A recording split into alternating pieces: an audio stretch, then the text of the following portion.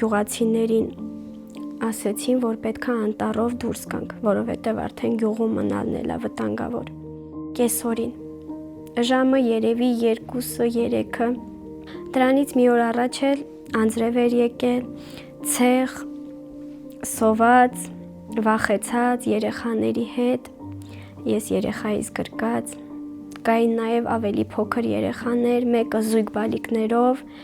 մյուսը 2 ամսեկան երեխայի հետ, ճանապարհին կատնախառնուրդ պատրաստելով, անգամ վախենում էինք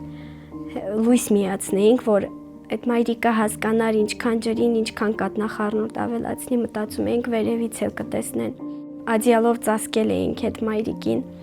որ կերակրեր հանգիստ երեխային, հետո հասկացանք, որ արդեն այդպես է խեղդում էինք այդ բալիկին։ Հիշում եմ մի ձևի էլի չեմ հավատում, որ դուրս ենք եկել այդտեղից։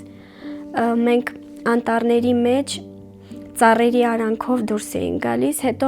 մի հատ տեղ կար, որ այդ տեղը ծառեր չկային։ Ու պետքա մենք այդտեղ սպասեինք, մինչև մութն ընկներ, որ այդ մի քանի մետր առանց ծառերով տեղը անցնեինք հանգիստ, որպեսզի գոնե թե վերևից չֆիքսեին, որ այդտեղ մարդիկ կան։ Անտառում չէին հետապնդում, բայց կրակոցների ձայները այնքան մոտիկ էին, արդեն գյուղի մեջ էր երևի տեղափոխվել այդ